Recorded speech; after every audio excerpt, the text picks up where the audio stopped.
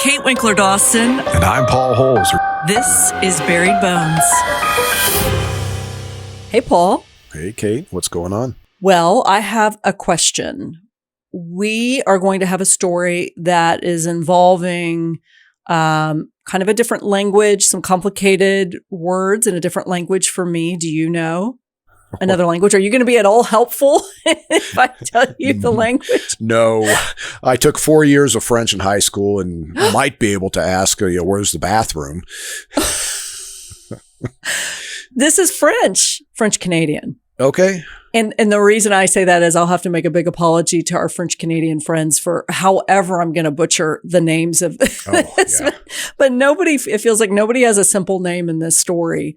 But I was thinking, I took Spanish and I know enough Spanish for people who actually understand Spanish really well to sort of laugh at me when I say things wrong. So I can get in trouble, but I can muddle my way through some stuff.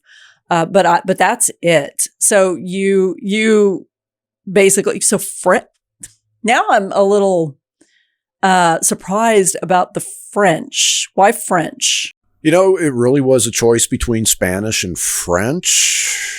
Oh, I don't think, people might laugh. Latin may have still been a language that they were offering in high school.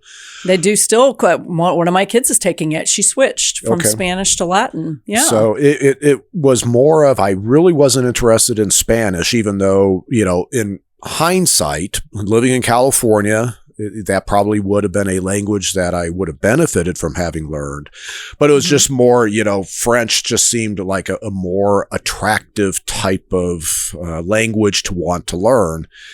And I am so poor. I do not have the aptitude in order to do accents. Like I can't imitate a thing. If I try to imitate something, it just sounds stupid. And so just pull holes and that's it. That's right? Just what you're hearing is what you get. And, to try to sound when I was, having to speak French in class, I just butchered it. Now I can, even today, I can look at written French, something in writing in French, and I can kind of make out what it is saying. Well, that's good. I am, as I said, not even remotely proficient in Spanish, but I can muddle my way through. One of our girls was bitten by a dog when we were in Costa Rica, and I managed to muddle my way through getting her to a doctor, which incidentally was that Costa Rica has an incredible medical system. I mean, we just had the best care I think I've ever had when we were in Costa Rica, but they couldn't prove that the dog had rabies shots, because at least where we were, it was really, really common for people to take their dogs to like cattle ranches, and they would get their vaccinations there, but they weren't given paperwork or anything. Okay. So we immediately came back and she had the whole rabies series. That's not easy. No. No. Now they didn't do it. It was now we're going down a weird road away from language, but they did it. I thought she was going to have it in the wound, but the dog bit her on the lip. Okay. And so, they did, I don't remember where they ended up doing it, but yeah, she did all seven of them. So isn't that, God, I may be way off on this, but I just have this memory of, I thought rabies shots had to be done through the abdomen, like large bore needles. Is that right? I don't know. They were large needles, but I can't, I don't remember. Which doesn't make sense, but that's for whatever reason that's popping into my head. Yeah. I mean, it was the last night we were there, and I actually found this a little mildly entertaining in a way. She was examined by a doctor at a clinic down like a alleyway, and the woman was amazing. The clinic was beautiful, and the owners of the house where we were paid for the fee, and she gave us powdered penicillin that you mix up yourself. So I don't know if it was amoxicillin or what it would have been, but we misread and she got like a double or triple dose. And so by the time we got on the plane, her wound was pretty good at that point. She had taken way, I wouldn't recommend that, but she had taken way too much. But I was sort of straddling between a little bit of Spanish and also just the translator, on my phone to be able to get that information apart. But we are in Quebec City for this story. Okay. We did a previous story where I said we've never done this mode of transportation. Remember the train story that we did with Sarah Mumford? This is a plane. So I'm going to have a trigger warning for people who are scared to fly. I'm not scared to fly, but I'm wary of flying. And I don't remember if you said and we don't want to get too deep into this to trigger anybody, but I know you don't like to travel. Is it specifically flying that you don't like? No, I've become quite comfortable flying. I don't like being stuck in that tube for hours at a time. That's really what kind of beats me up, and living out of a suitcase. But I used to be a little bit of a nervous ninny flying, because I thought, I just thought, oh, that bump, that means the plane is going down, kind of white knuckle it. And actually for Golden State Killer, after D'Angelo was arrested, I flew down in the cockpit of one of those tiny little Cessnas from Sacramento to Santa Barbara for a meeting down there. And the pilot was great. And that plane was bounced all over the place, going down and coming back up. And ever since then, flying on these big jets, it's easy, so of course there have been some incidents while I've been flying where I go, well, that was kind of scary, but nothing too bad. Well, a friend of mine, when I would get nervous about turbulence, a friend of mine used to say, if a plane can make it through World War II with people shooting at it and with much more rickety designs than we have today, you're probably fine. Yeah. But I just want to warn people, this is a very plain in the sky, bad things happen oriented story. We've never done one of these before. So let's get right to it. Let's set the scene. Love Montreal. Have you been to Montreal before? No. Oh, we got to go, Paul. It's amazing. Yeah. It's really, I don't know if there's a crime con Montreal. If there isn't, there should be, I think. I would love that. Oh, I love Montreal. Maybe I'll suggest that then. You should. Oh, boy. What a city. I adore Montreal. But this is not a great story coming out of Montreal. So we are in very modern times, 1949. So there are photos. And I've asked you to preload your desktop with those photos. And I've already said that things are not going to go well on this flight. So this is flight 108, and it is originating in Montreal, and it takes off at 9 a.m. It ends up landing in Quebec City, and it's now 10:25. This is September 9th, 1949. And this is a Douglas DC-3 Dakota CF-CUA, which is an all aluminum propeller driven airplane described as the workhorse of Second World War. Isn't that funny? I was just bringing that up. And it's operated by Canadian Pacific Airlines at this airport in Quebec City. So in a minute, I'll show you the plane. And just as normal, so you can just see what it looks like. But let me get through a little bit of this. So I said things are not going to go well here. But just for the record, great weather. It's about 60 degrees, no problems out there, great visibility. There are 4 crew members on board and there are 15 passengers. So we've got a total of 19 people on board this little plane. And this Quebec City, so it went from Montreal to Quebec City. And then there are there's one more stopover en route to get to, here's my first French word, to the final destination of Sept-Îles, which is 7 islands. And it's a fishing village approximately 300 miles away. So it sounds like this is a little commuter plane, sort of. So it's scheduled to take off at 10:20, but there's a 5-minute delay. And when it takes off, it heads eastward along the wide St. Lawrence River, which I know is beautiful. So now let's go ahead and look at the plane real quick. So open up your PDF that I sent you, and it's just the first. Okay, so I'm seeing, the picture of a prop plane. The fact that it only has 15 passengers, so it is it has 4 propellers, it looks like.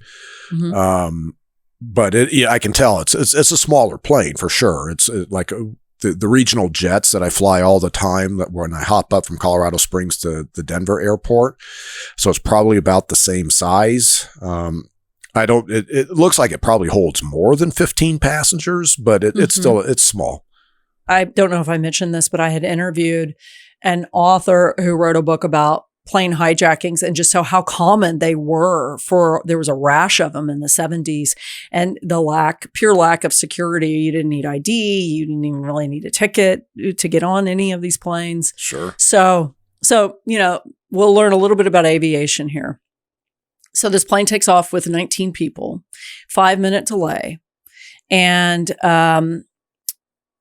at 8:29, the plane banks over Quebec City, and, it's taking off at 10:45 a.m. So this is 20 minutes after takeoff. There's an explosion.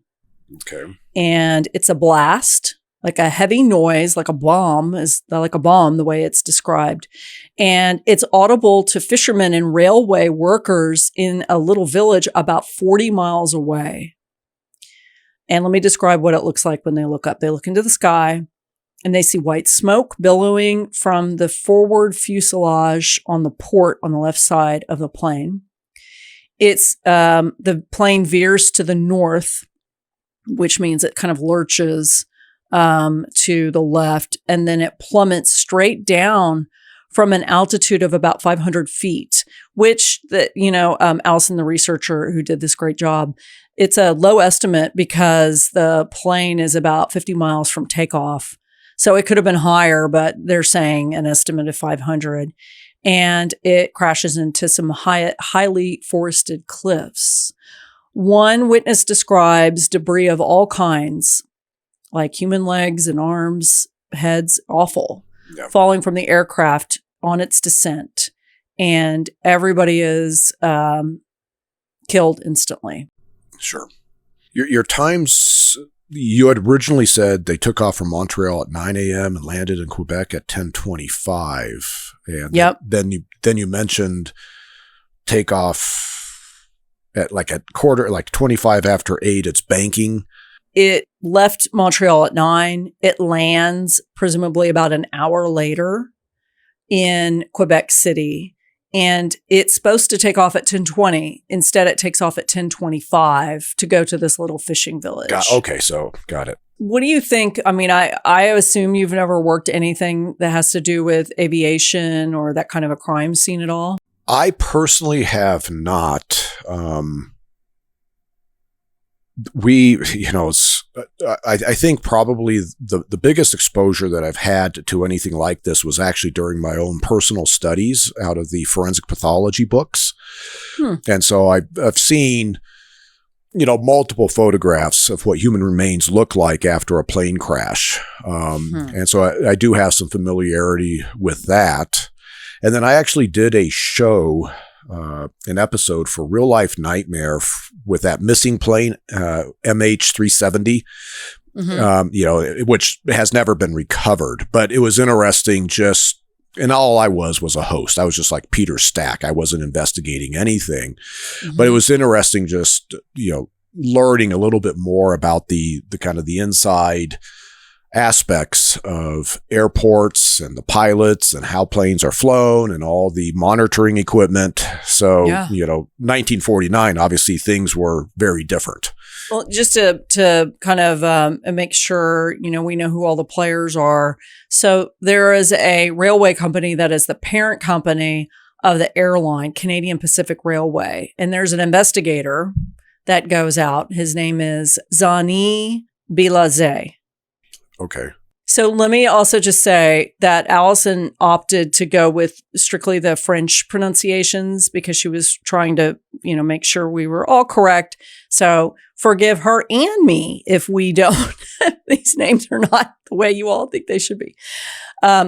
So he has, the important point about this man is that he's overseen numerous train accidents, but no plane accidents. So here's one of the things that is interesting about the case. If the plane had departed on time, it would have crashed into the St. Lawrence River, which would have made a lot of what is about to happen almost impossible as far as a forensic investigation. But because of that 5-minute delay and there was no fire, they are able to start recovery, not of obviously the passengers, but we do have quite a few photos of the plane crash when we get to it. So let me tell you about how they start trying to determine how it crashed, why it crashed. They start eliminating the human error part of this or equipment failure. So tell me if this makes sense to you. Now, Paul, I know that you're not an expert in any of this, but we can kind of think a little bit common sense here. The tips of both propellers are bent forward, suggesting they had been spinning when they hit the ground. A seat on the left side of the plane in the forward baggage section is recovered a quarter of a mile from the crash site.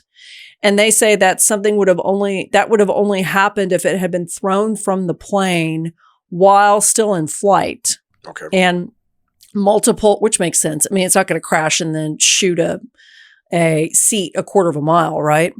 In terms of the crash, I think that makes sense to me, is that that seat came out of the plane in flight. Now that becomes significant because of the witnesses saying they saw the explosion occur kind of in the left fuselage, I think forward part of the fuselage.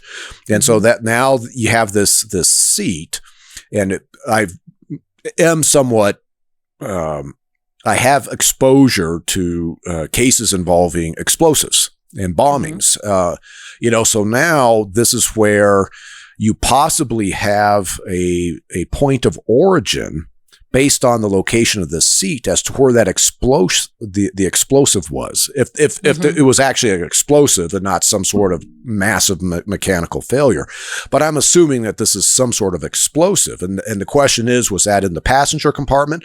Was that in the cargo hold? Well, let me tell you what they find once they really, really dig into this crash site. And I'll show you photos in just a minute of it.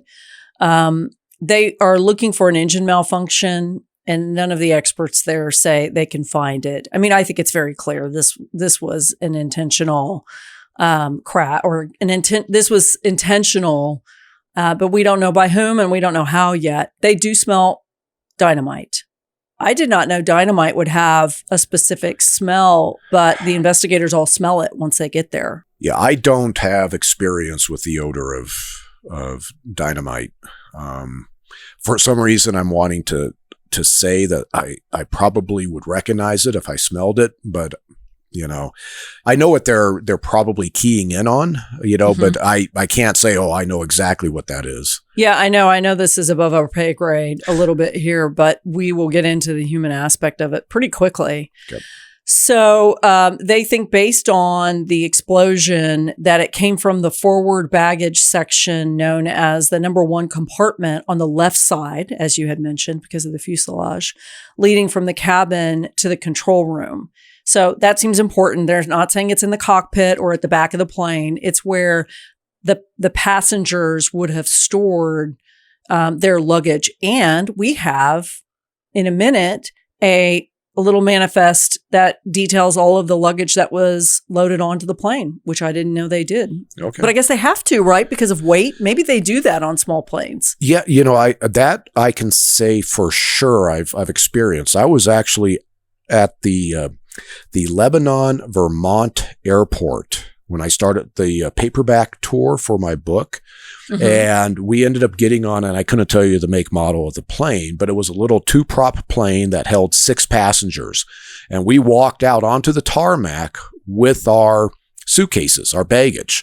It had gone through TSA, it had all been screened, of course, at the airport, but then it's handed back to each of us. We go out there, and as we hand that baggage to the person who loads it on the plane and distributes the bags as well as the passengers in order to account for weight differences. So if you have this huge guy on one side of the plane, he's counterbalanced with another larger passenger or whatever in order to be able to get that plane as even as possible.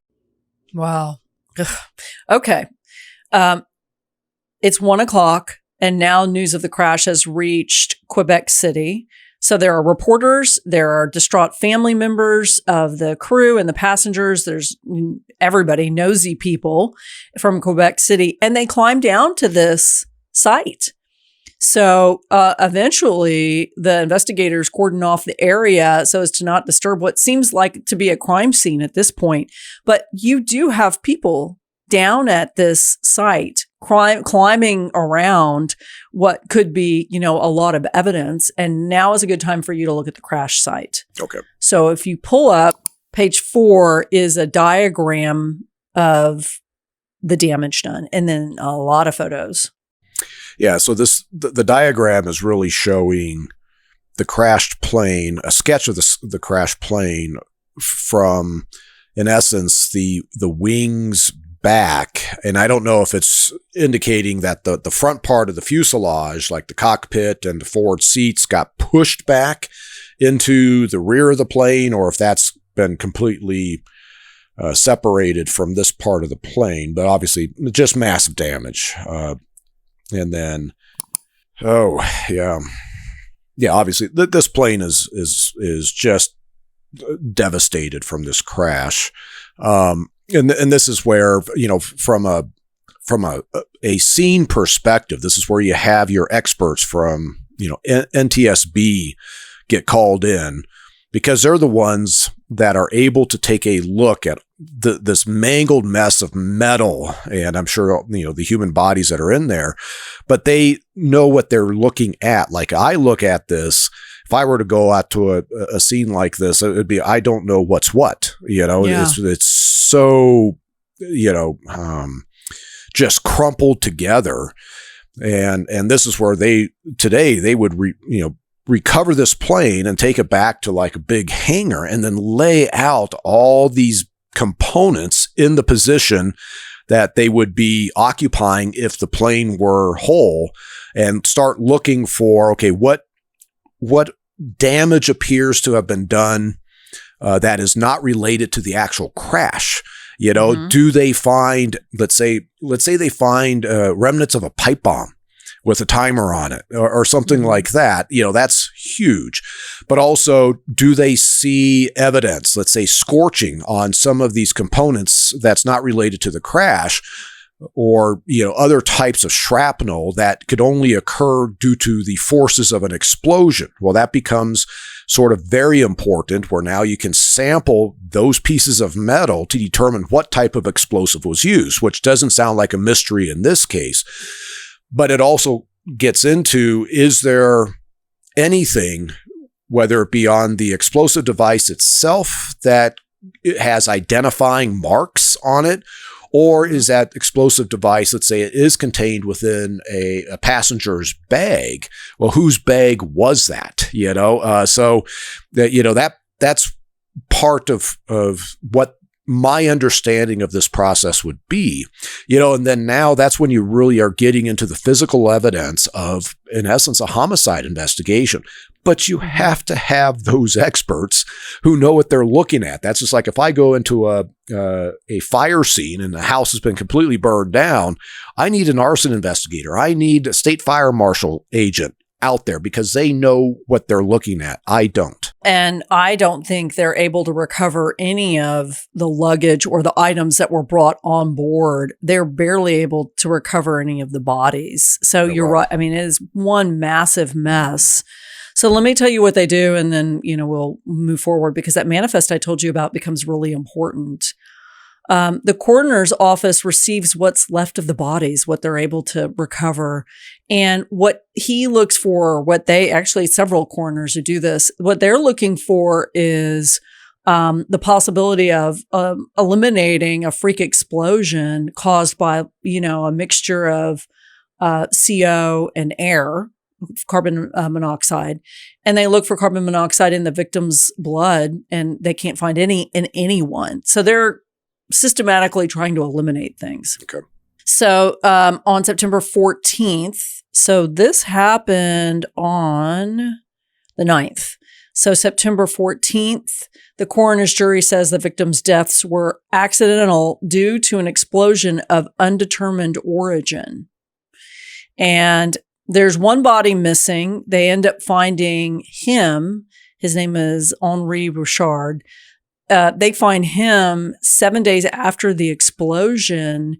A search party finds him 300 feet from the wreckage. And so, when the listeners and the viewers see these photos, it is very, very dense. And so I can see how it would be difficult for any kind of recovery. We talked about a train with a murder and how it can cover up murder versus suicide versus accident. And then this plane crash is just a mess for investigators. Yeah. So it sounds like Henry must have been in the seat that was found 400 feet away. And so he's blown out of the plane.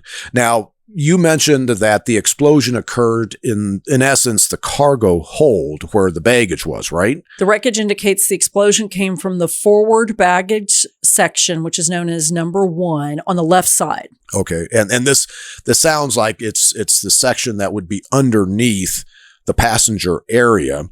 Mm-hmm. And so what the explosive, and I'm just going to call it an explosive device right now, sounds like it was situated underneath where Henry was seated.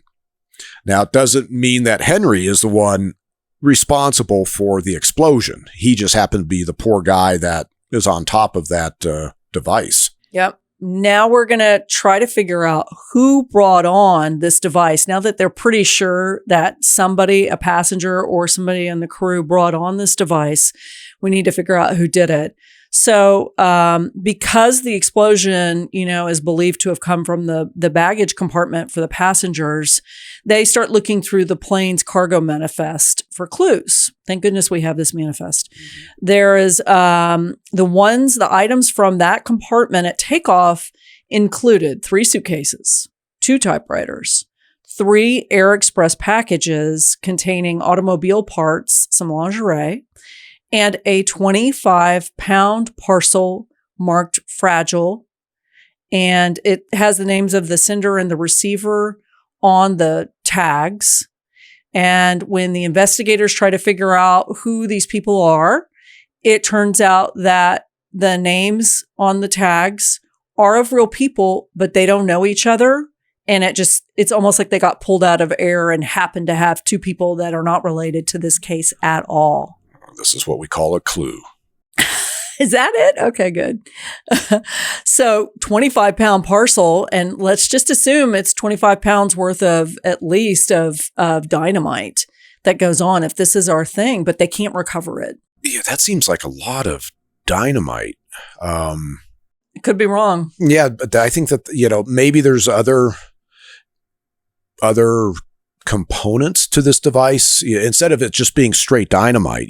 What is causing, they're probably having to figure out, okay, we've got dynamite. How does this get ignited?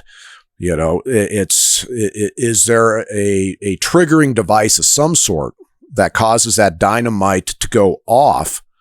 Either it's timed, or I don't think in 1949 it'd be sophisticated enough to, once the plane reached a certain elevation, that it would go off. So it's got to be on a timer, I would think. Yeah, I would think so too. And, we'll get some more evidence later from American Sherlock, the train robbery. That actually wasn't a robbery because they were so inept at using dynamite.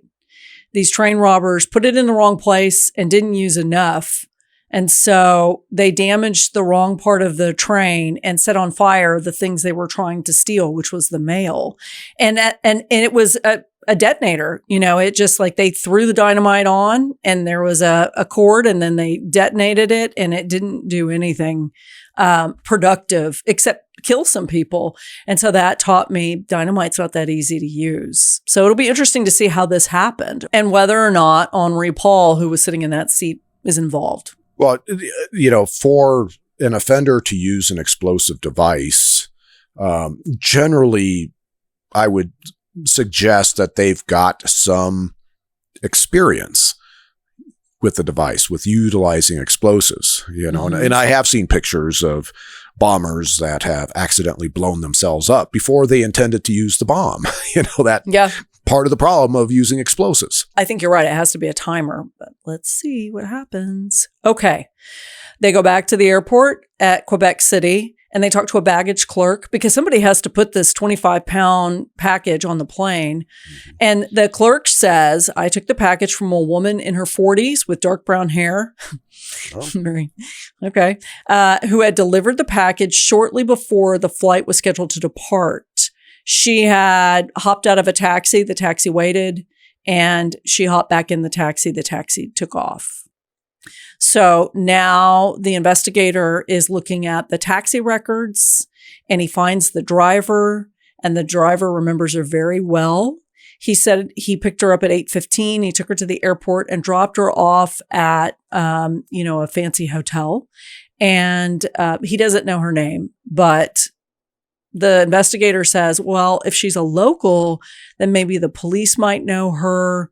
They're not finding any luck there with this person being a local in Quebec City. So they are looking at the different passengers' backgrounds. There are 3 corporate guys who are on the plane who they wonder if this is some sort of business deal gone wrong or what's happening. As they're investigating them, they're looking at anybody who has a connection, who has either themselves a criminal background or they're connected to somebody with a criminal background. They run across a woman who was a passenger. Her name was Rita Guay. She's 29. She was a wife and a mother of a 4-year-old girl. And they look into her husband, whose name is Albert Guay. And they look into him because he had just been arrested a couple of weeks earlier. And he was one of those family members who showed up at the crime scene ASAP, kind of in mourning and trying to figure out what was happening. I guess before I probably jumped too far ahead. Do you want to talk about the brown-haired woman, or do you want to talk about the way that they're approaching the passenger list to try to figure out what happened? Well, I think this is where now they are conducting a bona fide homicide investigation. And so this is where they're trying to figure out, why was this plane targeted? And this is, you could have a random act of violence, right? That's a possibility, but they're looking into, okay, there is somebody on this plane that the offender wanted dead, and didn't care that they're going to take out other people. So who is that person, based on, assessing the victimology of all the passengers on this plane? And you have to count the crew as well. What stands out? And is there somebody that kind of rises above others as possibly being a target to be killed? And so it sounds like they focused in on Rita. Albert. And Rita's the one that is killed amongst the passengers. Albert is the one that he was recently arrested. So what is he arrested for? Could he be the one that is spearheading the efforts to have Rita killed? Mm-hmm. Or did Albert, let's say he had an affair, and now maybe this dark-haired woman is somebody he had an affair with and she wants the wife dead, or, some sort of lover's triangle type of scenario. Well, there you go. Ding, ding. He was having an affair. Okay. So let me tell you what the arrest was for. And then before you kind of get into that and we really start heading down the Albert road, I'll ask you a different question. So they look into Albert. A few weeks ago, the police had arrested him. He's 31. He was arrested for the attempted assault, physical assault, on a 19-year-old waitress who he had been having an affair with for 2 years. Her name is Marie-Ange Robitaille. And as I said, they had been having an affair for 2 years. It's complicated, their relationship. But before we talk about that, so there are details about the alleged assault. If this is Albert and he's trying to kill his wife, what is the mindset of somebody who is trying to pull this off? I mean, this is diabolical. And I don't think I've ever used that word on this show before, to take down the entire plane, not be there, to kill one person. Well, it's definitely showing just a massive disregard for human life. It is like in my experience, I think this is very unusual, for an offender to take something to such an extreme versus being much more targeted in going after the person he wants to have killed. So I think it does, speak to the psychology. Let's say Albert is the one behind this. Mm-hmm. And I'm not convinced of that just yet, but assuming that, let's say Albert is the one, then it speaks to his pathology. He definitely has, in essence, you could say there's an absolute lack of empathy for all the innocents. He is so self-centered to meet his goal of getting rid of Rita that he's willing to kill 18 other people. And this isn't the perfect analogy, but I was thinking about the various murders that happened Katrina was one, but during September 11th, where people were murdered and that family members were, the person who did the killing, a husband or a wife, were able to say, well, this person was actually in one of the towers. Yeah. And so what I was thinking with Albert is, I wonder if he was thinking, the plane goes down, my wife is dead, which is what I want. And then inevitably there has to be some kind of a lawsuit that's going to go against, the airliner. So that's what if I were him, I'd be thinking, great, I get to score several different times. My wife's gone.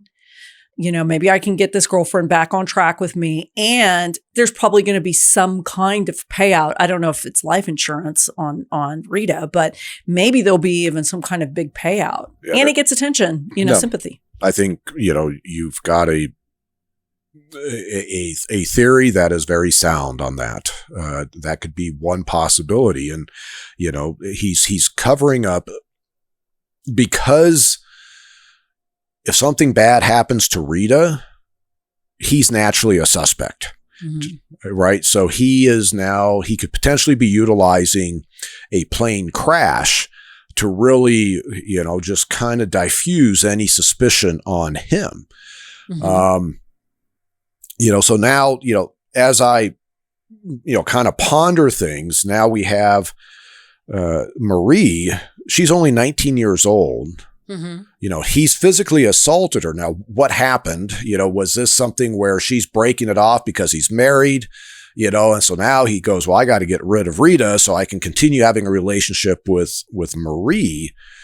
Does Marie match the description of the dark-haired woman? But you said the dark-haired woman was somebody in her 40s. Yep. Okay, so now you could have Marie's mom or somebody that's very close to Marie going, oh, this piece of shit, Albert, he physically assaulted our daughter or my friend or whatever. I'm going to go after his wife. I think that's what do I want to say? That's kind of an indirect way to go after Albert. And so I think I'm more partial to Albert. Or Albert. Albert.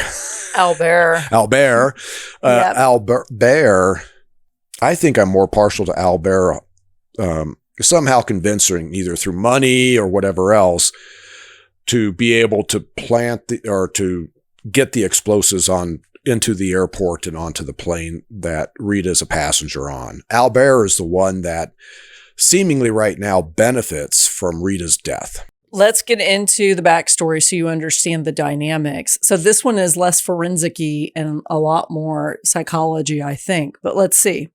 And I also, of course, I always want to know what you think about what the investigators are doing here.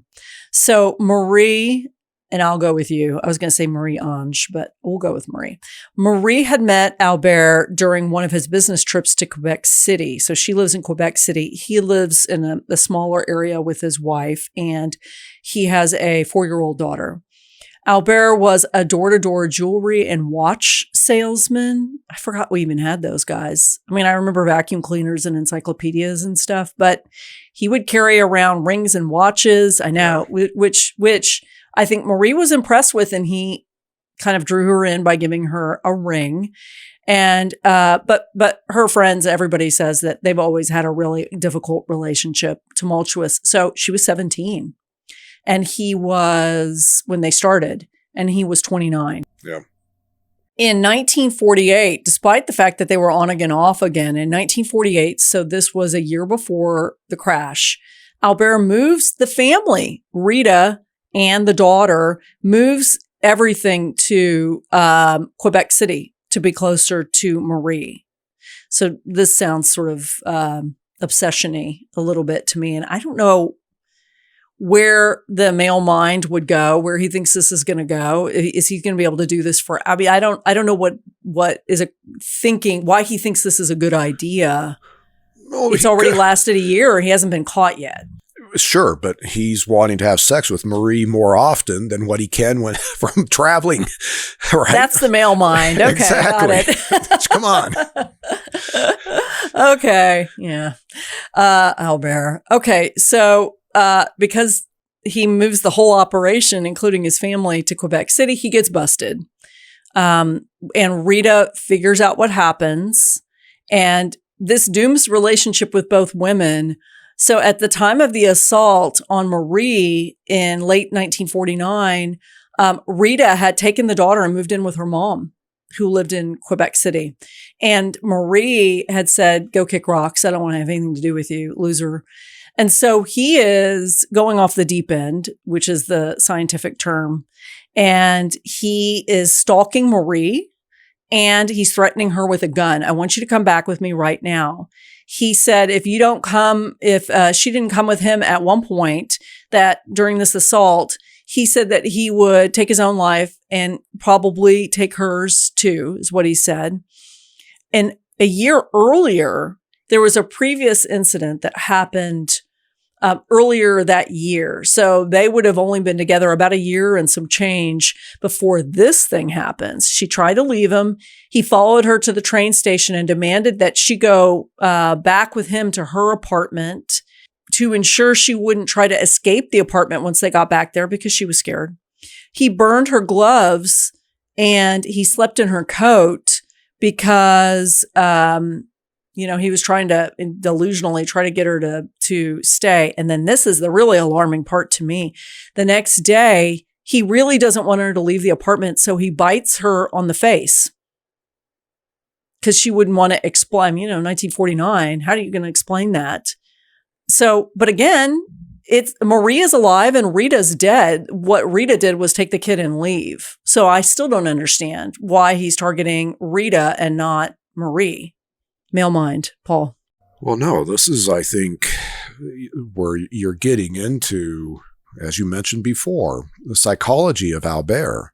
Mm-hmm. So you're talking about how he's confronting Marie with a gun and saying, you need to get back together with me.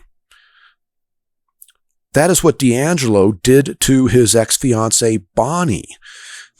D'Angelo, the Golden State Killer. So think about that type of behavior. He has this pathological obsession with Marie. Albert has this obsession. She's, in essence, his relationship is done. He's also lost the relationship with Rita. Now, he may blame Rita for losing the relationship with Marie. So that's why he's targeting to get rid of Rita. And there may be additional, you've got, sounds like several years of marriage to Rita, and there may be other perceived slights, if you will. Mm-hmm. Every couple has, disagreements and arguments and things could have stacked up in Albert's mind. But I think fundamentally, the loss of Marie is huge to Albert. He is turning into a stalker.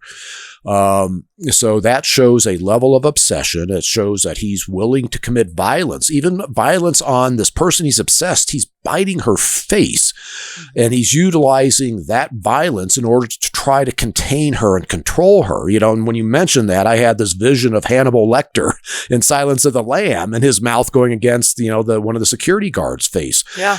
So it's very apparent at this point that Albert is the one responsible for the planting of the explosive on the plane. He's physically not the one who put it on the plane, nor is he the one that physically got it to the airport. So we need to figure out who this 40-year-old woman is.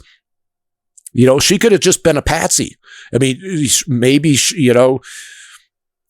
a family friend staying at a fancy hotel, and Albert just says, hey, I need to get this shipped, and blah, blah, blah, whatever the scenario. Well, now we're going to have to figure that out because Marie is helpful. The police go to her and they say, what happened to his wife? And the baggage clerk says that there was a dark-haired woman in her 40s. Do you know who this person is? And she says, yes, I think it is a woman named Marguerite Petra. And she's known around town. This is probably the funniest I can be here in this episode as Madame Le Corbeau, which is Madame Raven, because she always wore black. Okay. So she had a bad reputation. And I mean bad as in she wasn't murdering people, but she was doing all sorts of illegal activity / legal activity. I did not see sex work anywhere in there, but kind of gambling stuff. She's a shady character. So Marie was one of Marguerite's tenants after Marie's parents kicked her out for sleeping with a married guy. So Marguerite and Albert have known each other for a while. She has kind of a boarding house, and Albert says, I'm so sorry that happened. Let me help you. I'll pay for the rent. Move in with my friend at her boarding house, Marguerite. So this is all kind of coming together for them if Marguerite is the right person. Investigators are talking to witnesses, and they are trying to figure out if there was an interaction that somebody can attest to between Marguerite and Albert. The witnesses say that about September 19th, which was 12 days after the explosion, Albert shows up at Marguerite's apartment and says, you're going to take full responsibility for this plane crash. And then you're going to take your own life.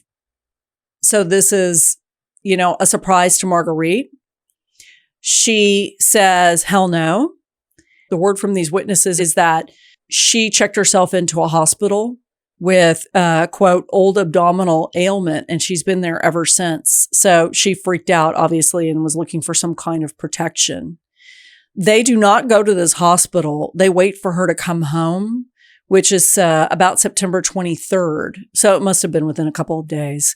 When she gets to the apartment, the police are there. She says, yes, I transported this package from the airport, but Albert told her that it contained a religious statue. Anyway, so far, what are you thinking here? This is, you've got this kind of shady woman, and she's admitting to being a mule for Albert, and witnesses around her are saying he's threatened her. Well, now it does come down to, what did she really know?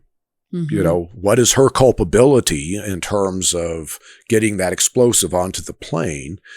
And then it's also, who actually manufactured this package with dynamite in it. But it's obvious Albert is the one behind this. All right. So he's the mastermind. And so now we have to figure out, was Marguerite just, like I mentioned before, a patsy, a mule? She had no idea what she was transporting. Part of the investigation needs to figure out, okay, what kind of agreement occurred between Albert and Marguerite? What does her bank account look like? Was there a financial transaction? Is she being paid in order to get this package onto the plane? Or whatever, how does Marguerite benefit?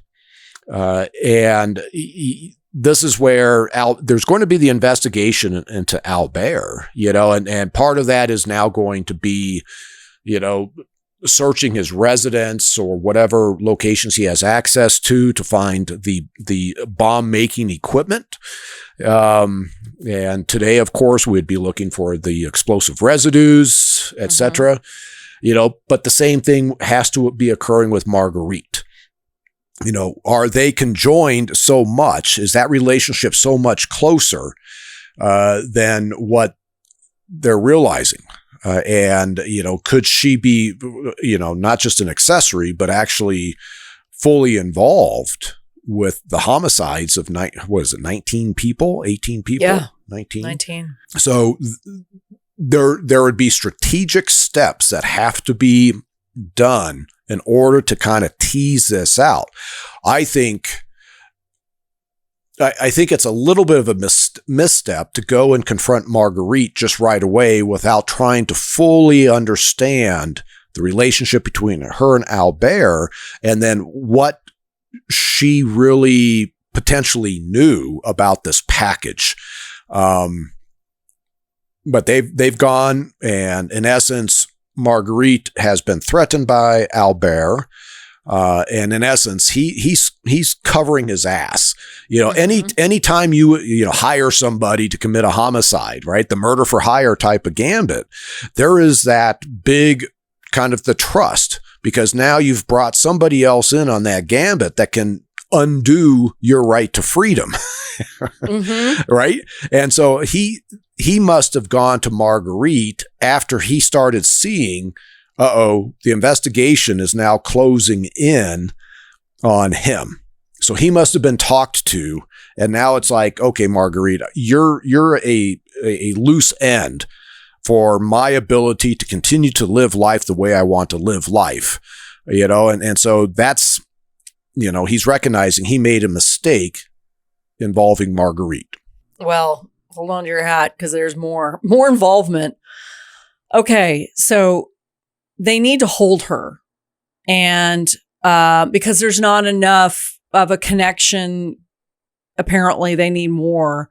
So they talk to the doctors and find out that she had been requesting a lot of sleeping pills. They weren't giving them to her. She says, yeah, I wanted more attention from the doctors. And that's why I was asking for all of these sleeping pills. They turn this into an attempted suicide, which is illegal because, by the way, Quebec City is very, very Catholic. So they're able to arrest her. They also arrest Albert, and they charge him with the murder of his wife. They put an informant, in his cell. And the plant says that he confesses to it being a crime of passion. And he also implicates both Marguerite and her brother, Zenaro, who is also not particularly reputable. He has tuberculosis. He's in a wheelchair. He is helpful, though, to Albert because he is a watch repair person. So he can repair watches. We talked about this being a timer, maybe, situation. Well, and this is also where it depends on what they were able to recover out of the plane wreckage. Did they find remnants of the timing mechanism, and can that timing mechanism, the components of that timing mechanism be traced back, to this watch repair person or to Albert? Is there any physical evidence? Like in 1949, they were doing latent fingerprints, can they get a fingerprint off of this, timing mechanism? At this point, it sounds like we have a conspiracy between Albert, Marguerite, and Zenaro. Mm-hmm. And so now it's okay. It's now figuring out, okay, who did what in this conspiracy? Well, let me preface this by saying I don't know what they were able to recover as far as this bomb goes, okay. But they must have recovered some things because they are laying out, the forensic experts in the trial are laying out their theory, and it's a pretty specific theory about a specific bomb. Okay. So February 24th, 1950. So this is 5 months after the explosion happens. The prosecutors call 80 technical and forensic experts and Albert's associates and friends, including Marie, and of course the 2 accomplices who they forced to testify. The forensic experts think that this was likely a primitive time bomb consisting of an alarm clock, a dry cell battery, a detonator, a detonating cap, and dynamite. Now, Marguerite and her brother will admit to having some involvement here, but this was pretty specific. So I wonder, their testimony points to some of this also, but they must have recovered some things in order to be able to put all that together, right? A dry cell battery? Yeah, well, it's also just, you have to have certain components in order for this mechanism to work, so it's not like you have dynamite and, just, det cord or detonation cord, you light it, you throw it in this box, you're not doing that. And so for this alarm clock, once it gets to a certain point where the alarm is triggered, it's got to be closing an electrical circuit that is going to be touching off the detonating device to get that dynamite to blow up. So that so I think part of that is just you have these experts that know how these mechanisms work. Now, is it possible that they actually recovered, parts of this alarm clock? For sure. That because typically we've seen in all these bombings, I've seen, photos, and you got these, pieces of shrapnel from a pipe bomb and, and sometimes you get numbers. Oklahoma City bombing, you got this vehicle being blown up and they're able to trace numbers that they got off the vehicle's parts that had been scattered all over the place in order to eventually get on to McVeigh. So this is where I think they must have recovered enough to be able to go, okay, this is kind of I think that the timing device is going to be the most significant forensically. They got enough to say, okay, an alarm clock was used. And whether or not the battery was recovered or not, who knows? But that they know that there must have been a source in order to be able to get the detonation to go off. Well, here are more details. Marie takes the stand. She says, "I have no idea that he had this plan. I can't stand him. I don't love him." And then a friend gets on the stand, and Albert had said that he would give this friend $500 to poison his wife with cherry wine. I mean, again, I just go back to, he's really trying to get rid of Rita. But I know the obsession part of it, and we'll learn a little bit more about that in a minute. So Marguerite and her brother say they are innocent. They got duped into helping him. Marguerite says that she had assumed a false name and purchased 20 half-pound sticks of dynamite, 15 detonating caps, and a 30-foot length of fuse at a local hardware store. And Albert, come on, Marguerite. Albert says that he's giving it to a friend of his to destroy some tree stumps, which sounds like it could destroy a whole forest of tree stumps with that amount. Come on. But okay. Yeah. Come on, Marguerite. You are transporting a 25-pound package with basically false names, addresses on them.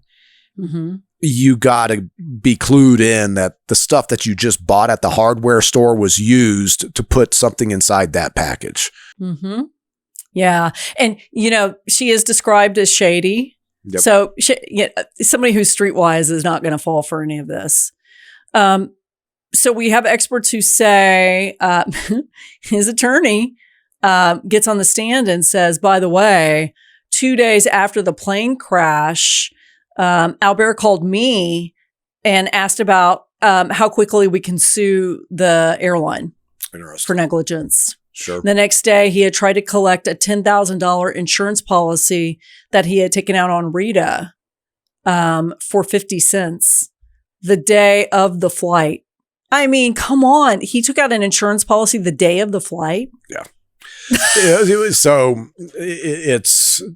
he is trying to financially benefit And, again, we go back to this pathology of willingness to kill innocents in order to be able to get rid of Rita. He wants to financially benefit. Part of his efforts on the financial benefit may be there was an agreement of a certain level of pay to Marguerite. Marguerite's not doing this just because she likes Albert. Mm-hmm. She is benefiting somehow, and based off of her kind of shadiness, she's probably going, you want me to do this? I need $5,000 or whatever, so Albert is going to have to be able to cover that. And he may not have, it doesn't sound, he's 31 years old. He's a watch and ring salesman. So I don't think he's exceptionally wealthy. So he may not have enough money or enough cash to be able to pay Marguerite up front. Maybe he could give her a down deposit, but now he needs to have the money for himself, for sure, but also to pay off Marguerite and maybe Zanero. Well, let's talk about how he pays people off. So the brother testifies that he used his experience repairing and tuning watch mechanisms that to construct this time bomb for Albert. And here's what he got out of it. A ring worth $8 to $10. He also says, tree stumps. This is the perfect thing for tree stumps. Right. Okay, both of these people are going to pay a heavy price, I think, for this. Yeah, no, as they should. After a 2.5-week-long trial and after 17 minutes of deliberation, jury finds Albert guilty. He's sentenced to death. The judge is pissed at him and says, your crime is infamous. You're the worst that I've ever seen. And Albert does not appeal the case. This keeps going, Paul. I have 2 more pages of stuff. Wow. Everybody's surprised that he doesn't appeal the case, which fuels a rumor that basically he, has no reason to live if Marie won't be with him anymore. But Paul, he does write a detailed 40-page confession. Okay, I guess. What are the details in the confession? And, okay. 40 pages? This sounds like more of a manifesto, like Unabomber type of stuff. Kind of. It provides a timeline and it drags Marguerite and her brother into all of this even more so. This is what he says. So he writes this in 1949, and he says, 1949, after he and Marie, she kind of said, I'm finished with you. He realized the only way to be with her would be to marry her. And Catholic, in Quebec City, Catholic. So he either had to divorce Rita or murder her. And, Rita is Catholic. She's not going to give him a divorce, it sounds like. So he sets his sights on murdering her. Does that make sense to you? Makes sense to me in his wacky mindset, I guess. No, yeah, the way he's looking at it. But, it's interesting from a religious stance that, okay, the only way I can be with Marie is because I'm Catholic, is to marry her. So it's all right in the God's eye, so to speak. But I'm going to commit this mortal sin of murder on Rita in order to be able to do that. It's contradictory. And I always talk about whether it be crime scene investigation to investigations, anytime you see something that is contradictory, you have to pause. What is going on here? And oftentimes this is where an offender is trying to, like when we have staged crime scenes, staged circumstances in their life, they often will do things that are contradictory because they're not real decisive and they don't know, let's say, how to make a crime look like something it's not. They don't have that expertise. So I kind of, this philosophy that he's putting out there is like, he's lying. Well, I had wondered, because I don't know the exact wording he used. What I wondered that he meant was maybe he meant Marie will only get back together with me if I'm willing to marry her, because I guess she's probably Catholic too. Yeah. I don't know if it was a religious thing for him. I do agree with you on that. It's a stupid stance if that's what it meant. But I was wondering if, because she got kicked out by her parents, that he just thought in his warped mind, well, if my wife dies in a plane crash, plus he's going to have all this money, then maybe she'll marry me because she doesn't want to be the other woman. It doesn't sound like, Yeah. I could be wrong though. Well, she may have explicitly told him that, you know, and that may have been the, kind of preceding the physical assault that he did on her. Mm-hmm. Which you would think at that point, now, Marie, doesn't matter if Rita's dead or not. Marie's not going to get back with you, but he still got that pathological obsession with Marie. And so in his mind, he's thinking, oh, Rita's dead. I've got all this money and, she of course will now marry me. I don't think so, Albert. I don't think so. No, not after you bit her face, asshole. So here's the plan, which he says was inspired by another aviation tragedy, which I had not heard of before. But in May of 49, so just a few months before his plan kicked in, this is in the Philippines, 2 ex-convicts were hired by a woman and her lover to plant a time bomb disguised as a 45-pound box of fish on a flight to Manila that the woman's husband was on, and everybody died. All 13 people died. Wow. So he read about that because it made global headlines and said, I'm going to riff off that. Sounds like a great idea. So Albert offered the brother $300, a 50% off discount on a ring and a car if things go to plan. But, the brother had said he only got a rinky-dink ring and that was it. To Marguerite, he offered to cancel a $600 debt that she owed him. So let me look real quick, just because I'm always curious. $600 in 1949 would be $8,000.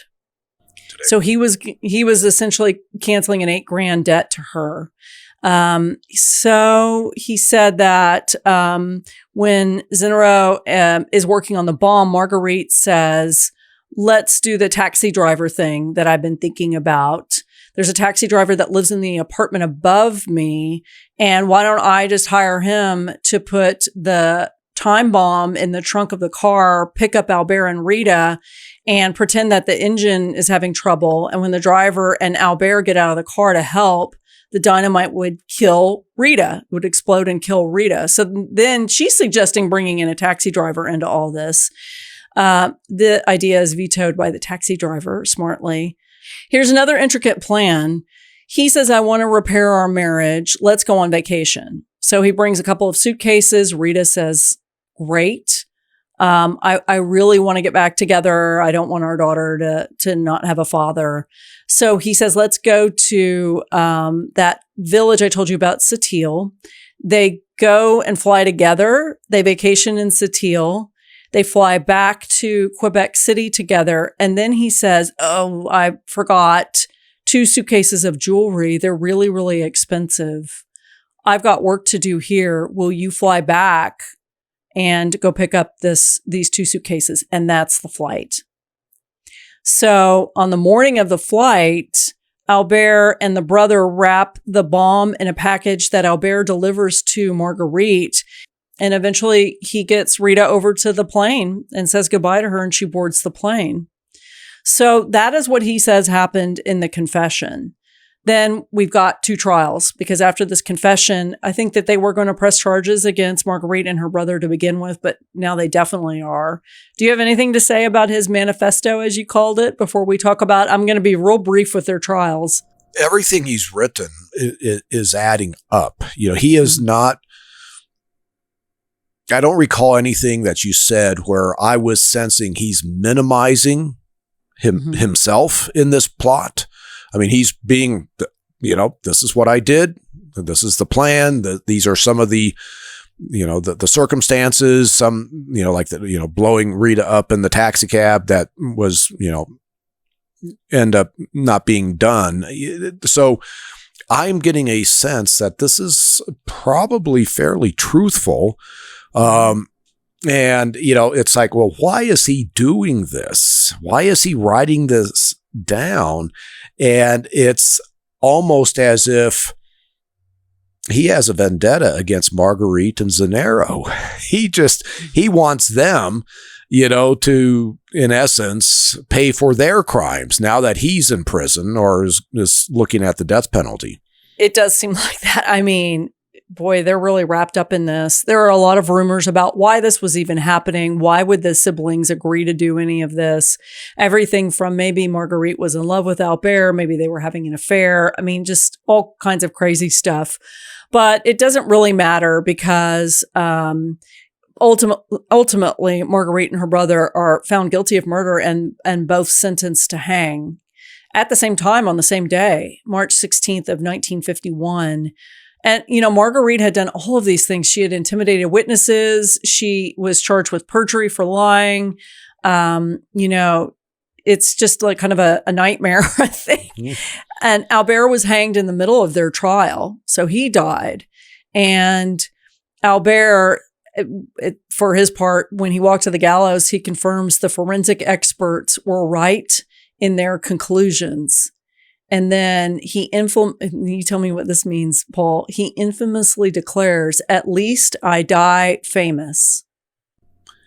That is complicated. This is where you see the psychology of something like the school shooter, where you have these incels, and these involuntary celibates. They have an angst, and when they see a school shooting and then the shooter's name is in the press, they go, well, I want that attention too. I have similar societal insults that I've experienced, and I want to die, but I also want to have that 15 minutes of fame. Yeah. And in many ways, Albert is kind of saying the same thing right there as well. At least I'll be famous, right? Yeah. For something horrific. Gosh. Well, he dies, and Marguerite, after some sort of delays, they're both convicted, she and her brother. She compares herself to Jesus Christ. I mean, the people in this story, and I wondered if this was the first time in history that forensic experts got a shout out from somebody who was literally about to be hanged. You guys, you did it. You got it all right. And then for his part, Zanero, the brother, was hanged in 1952, but they hanged him in his wheelchair. He had tuberculosis. I've never heard of that before. So they hanged him in his wheelchair because he wasn't able to walk at that point. Okay. And that is that. Marguerite was the last execution of a woman in Canada, 1953. And that is that freak story. Yeah. Well, basically, you have, three nut jobs that found each other. And I think, we always kind of talk about sort of the, something about the story that we get out of it. Mm-hmm. Thank God for Marie. She survived, right? Mm-hmm. Because things could have gone very bad for her. Yeah, absolutely. And she was the one that connected. They probably would have found Marguerite at some point anyway, but it happened much more quickly that way, and I just, boy, I want to, in so many ways, I want to believe Marguerite and her brother, they're just sort of these stooges, but you can't actually admit to constructing a time bomb. Marguerite went and bought the explosives and the detonation cord. Come on. For stumps. I mean, my goodness. No. So yeah, this story is terrifying in the conspiracy and the lengths that this man would go. to eliminate his wife. And then on top of that, the delusions with this young girl, and oh my gosh, what a mess of a story. But like I said, we haven't been on a plane yet, Paul. So, we want to, there's new things happening all the time. We will not have a plane next week. That I can guarantee you. I can never say never, but we won't have a plane next week. You're not going to bring up DB Cooper? No, this just about broke me for planes. I have to tell you this story. DB Cooper, maybe another time. But yeah, this is, this was so much kind of heavier less on the forensics and more just on the dynamics between these people, but still so interesting and lots of photos just like you like. So I thought this would be right up your alley. No, I think the investigators did a good job, considering the mess of the plane and the human remains and potentially lack of forensic evidence. But they were able to piece things together, literally starting with victimology, right? This is now who on this plane would be a target. Yep. And ultimately, when you come back to the victims, just like you said, just somebody the inhumanity of killing an entire plane load of innocent people to get to one person who herself is innocent also, it's so nauseating. It's just, and I wish that he had remorse, that we were going to find remorse in that confession. There's no remorse in it at all. And then he dies infamous. He's kind of given up. If Marie's lost, nothing else matters. And so not a good, satisfying ending for a true crime story at all. All these people died and they don't know what happened and they have no idea why. No. And Albert may be a true psychopath. I would say so. Yeah. On that note, I will see you next week for a non-plane, maybe non-psychopath story. I guess we'll see. Okay. Looking forward to it. Me too.